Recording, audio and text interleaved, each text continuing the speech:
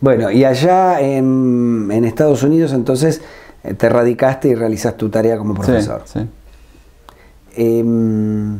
Hablabas de las teorías de las cuerdas en el bloque anterior, teoría que está totalmente de moda, ¿no? Sí, es una teoría que se ha venido estudiando desde hace mucho tiempo, ¿no? Desde hace 40 años más o menos. Y al principio se la estudió como teoría que estudia las interacciones fuertes. Y después se dieron cuenta que podía también describir la gravedad. En particular la gravedad cuántica, una versión cuántica de la gravedad. La gravedad es la teoría que describe el espacio-tiempo. Entonces se la estudió más, un poco más intensamente debido a eso. Y bueno, el objetivo de una teoría de la gravedad cuántica es tratar de entender el principio del Big Bang. Ese es el problema que uno trata de entender. El origen del universo. Claro, entender eso porque las teorías actuales que no unifican, o no... Al principio del Big Bang, el espacio-tiempo, todo estaba muy concentrado, todo el espacio era muy pequeño y los efectos de la mecánica cuántica eran importantes. Entonces hace falta tener una versión cuántica del espacio-tiempo. Y bueno, las teorías actuales no lo pueden describir y no sabemos cómo describirlo. Por eso cuando se habla del Big Bang se dice, bueno, desde un primer instante antes del Big Bang que se hace alguna suposición de cómo se llegó ahí, después sí se puede describir con las leyes de la física que ahora conocemos. Entonces la idea es entender cómo se llegó ahí y ese es el objetivo principal. Hay otras regiones en donde también las leyes de la física actuales no funcionan, como en el interior de agujeros negros hay regiones donde la curvatura es muy grande del espacio y hay también los efectos grandes. Los efectos de la mecánica cuántica serían importantes.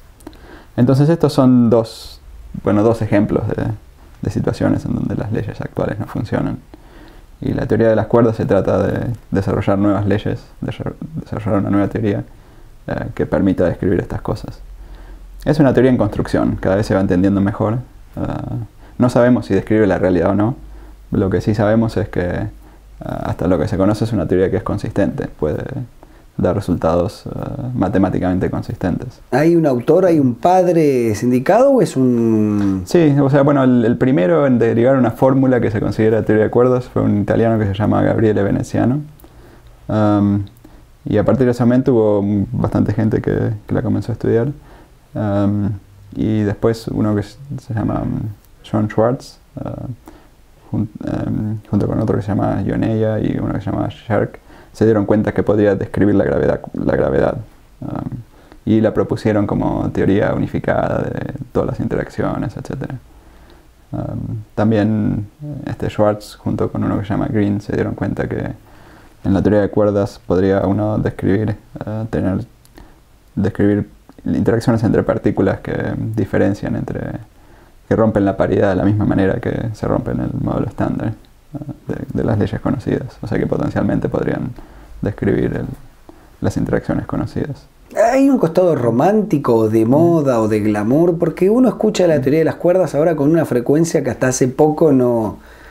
En la divulgación, digo, ¿no? No en el nivel de ustedes. Claro, sí, sí. Sí, ya, bueno, ha pasado a ser algo que se está haciendo un poco de divulgación sobre la teoría de las cuerdas, ¿no? Se fue expandiendo un poco. O sea, al principio había un grupo muy reducido y después más gente comenzó a investigar. Al irse encontrando resultados interesantes, más gente ha comenzado a investigar sobre estos temas, ¿no? Si tuvieras que explicarla en términos vulgares para todos nosotros, ¿de qué habla?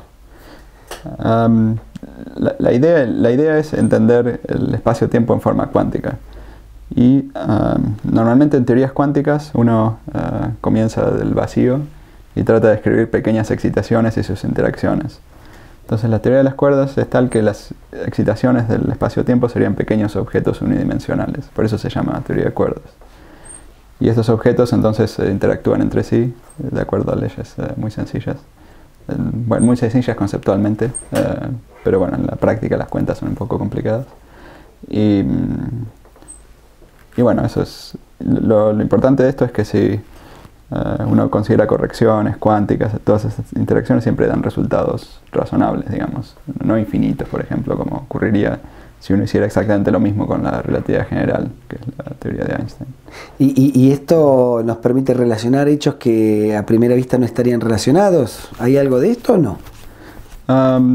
Bueno, el objetivo es esto de entender las leyes a distancias muy pequeñas.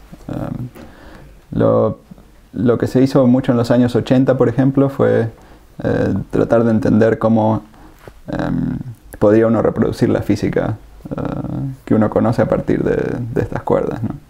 Entonces la idea ahí principal es que estas cuerdas viven en un espacio de 10 dimensiones, y 6 de las cuales son pequeñas, pero tienen formas complicadas, y dependiendo de la forma de esas dimensiones uno puede tener, para las dimensiones grandes, leyes de la física que son distintas, ¿no?